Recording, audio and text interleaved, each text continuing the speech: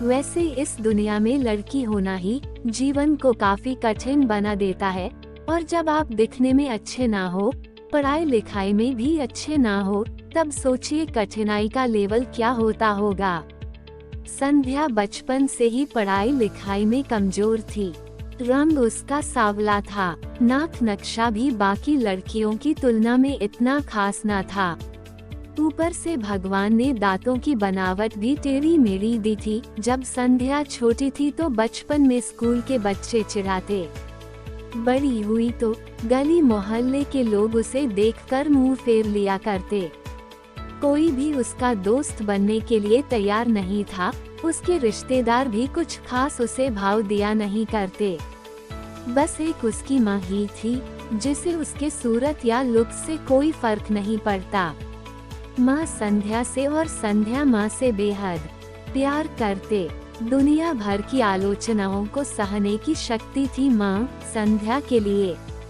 जब कोई उसे डफर बोल देता या जब कोई उसे बदसूरत बोल देता, जब संध्या को शादी के लिए देखने आए लोग उसे बिना पसंद किए लौट जाते, यहाँ तक कि जब खुद के पापा ही उसे मनहूस बोल देते, तब माँ ही तो थी जो उसे समझाती कि लोगों के बोलने से क्या होता है, तू तो मेरी प्यारी बेटी है। भगवान के किए इतने सारे अन्यायों के बावजूद संध्या जीना सीख गई थी। वो खुश रहना सीख गई थी। जो भी गिने चुने लोग उससे बातें करते, उन्हें चुटकुले सुनाकर हंसाया करती और खुद भी ठहाके लगाकर हंसा करती। इसके अलावा एक और बहुत बड़ी खूबी थी संध्या की, उसे खाना बनाने में बहुत मजा आता था। और ना सिर्फ खाना बनाने में मजा आता था, उसका बनाया खाना खाकर लोगों को जो स्वाद आता था वह उनको तृप्त कर जाता था। और यह उसमें अपने आप तो नहीं आया था। दुनिया के ठुकराए जाने के बाद उसने अपना सारा समय खाने की रेसिपीज की किताबें, रेडियो शोज और टीवी चैनल्स को समर्पित कर दिए थे। संध्या की तारीफ तो कोई भी नहीं करता, लेकिन उसके हाथों के बने खाने की तारीफ वह हर व्यक्ति करता जो उसे चखता। इस एक गुण की वजह से संध्या अपने आजू बाजू की औरतों में फेमस हो गई थी, क्योंकि जिसे भी खाना पकाना सीखना हो या कुछ नया पकवान बनाना सीखना हो तो वह संध्या के पास आती और संध्या भी खुशी खुशी उन्हें सब सिखाती। उसके पास आने वाली औरतें अच्छा खाना बनाना सीख जाती, लेकिन लाख कोशिश करने के बाद भी संध्या के हाथों का वह जादू जो सबको तृप्त कर जाता, वह कोई ना सीख पाता। संध्या की जिंदगी इन्हीं उतार चढ़ावों के साथ कट रही थी। एक बार फिर से माँ बाप ने जी तोड़ कोशिश कर एक फैमिली को संध्या को देखने के लिए मना लिया था, और अगले दिन लड़का संध्या को देखने आने वाला था। संध्या को इस बात की खबर होने पर वह दुखी और गुस्सा हो गई थी कि बिना उससे पूछे पता नहीं क्यों माँ बाप लड़कों को बुला लेते थे और उसका मजाक बना देते थे। माँ ने संध्या को समझाया था कि ऐसा ही होता है, कोई भी बेटी अपने माँ बाप के यहाँ हमेशा नहीं रहती, उसे एक दिन शादी करके जाना ही पड़ता है। अगले दिन संध्या सुबह सुबह ही लड़के वालों के आने से पहले ही सज सवर कर कहीं निकल गई थी। उस दिन लड़के वाले घर आकर माँ बाप को बहुत खरी खोटी सुनाकर गए थे। वैसे भी पापा को संध्या पर हमेशा ही गुस्सा रहता था, लेकिन उसकी इस हरकत ने उनको गुस्से से पागल कर दिया।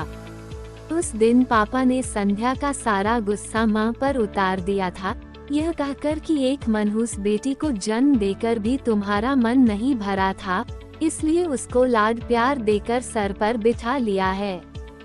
हमेशा अपनी बेटी के बारे में गलत बोलने वालों से नाराज रहने वाली माँ आज खुद संध्या से नाराज हो गई थी, और वह अब संध्या के घर वापस आने की बेसब्री से राह देख रही थी ताकि अपना गुस्सा उस पर उतार सकें। सूरज ढलने से पहले संध्या घर लौट आई थी। उसके चेहरे पर एक अजीब सी खुशी थी। हाथों में एक चेक था और एक सर्टिफिकेट भी। संध्या माँ से कुछ कहना चाहती थी, लेकिन इससे पहले कि संध्या अपने मुंह से एक भी शब्द कह पाती, माँ ने उसे खरी खोटी सुनाना शुरू कर दिया। गुस्से में माँ बोलते बोलते इतना कुछ बोल गई कि संध्या ने कभी सपने में भी नहीं सोचा था। माँ ने कहा, बाकी सभी लोग सही थे, तुम सच में मनहूस हो। तुम्हारी वजह से हर कोई परेशान है। अच्छा होता जो तुम पैदा होते ही मर जाती, यह दिन ना देखना पड़ता हमें। गुस्से में बड़बड़ाती और सब्जियां काट रही माँ ने एक बार भी संध्या की तरफ नहीं देखा था। संध्या माँ की बातें किसी पत्थर की मूरत की तरह सुन रही थी। पत्थर की ऐसी मूरत जिसके शरीर में तो जान ना हो, लेकिन आँखों से आंसुओं की धारा बह रही हो। संध्या ने माँ से पूछा, माँ क्या सच में तुम भी चाहती हो कि मैं मर जाऊं? क्या इतनी बुरी हूँ मैं माँ? अभी भी गुस्सा सर पर सवार होने की वजह से माँ ने कह दिया। हाँ, बिना एक पल भी सोचे संध्या ने सीधा अपने कमरे में जाकर कमरा अंदर से बंद कर लिया था। 1-2 मिनट बाद गुस्सा थोड़ा शांत होने पर माँ को अपनी गलती का एहसास हुआ तो संध्या के रूम के तरफ गई। उन्हें पता चला कि संध्या ने रूम को अंदर से बंद कर लिया है। गुस्से में कुछ कर ना ले इसलिए माँ ने तुरंत पापा को इस बात की खबर दी। दोनों ने काफी दरवाजा खोलने की कोशिश की, लेकिन जब नाकामयाब रहे तो दरवाजा तोड़ दिया। अपने स्कार्फ से फांसी का फंदा तैयार कर संध्या पंखे से लटक रही थी। ज्यादा वक्त नहीं हुआ था, वह सिर्फ बेहोश हुई थी। माँ पापा ने तुरंत उसे पंखे से अलग किया और बेड पर लेटाया। पापा ने तुरंत डॉक्टर को फोन किया।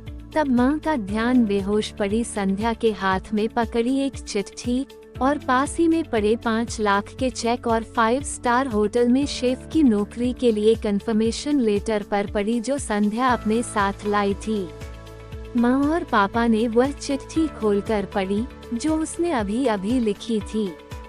चिट्ठी कुछ इस प्रकार थी।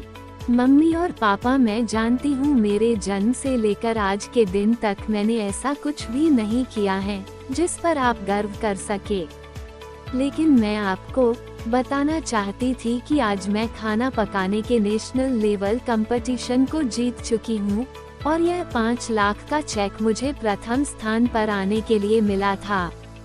जिसको मेरा खाना इतना पसंद आया था कि उन्होंने मुझे एक बहुत बड़े होटल में बतौर मास्टर शेफ की नौकरी के लिए कंफर्मेशन लेटर ही दे दिया था।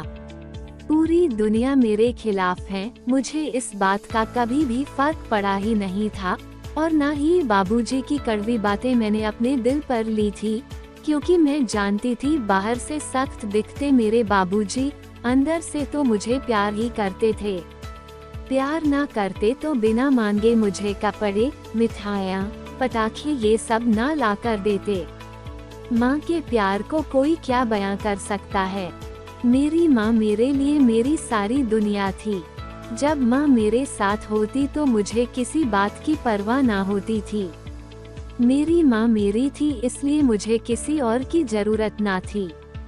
मेरी माँ मेरे साथ नहीं है तो मेरी दुनिया मेरे साथ नहीं है, इसलिए मैं आज दुनिया को ही अलविदा कहकर जा रही हूँ।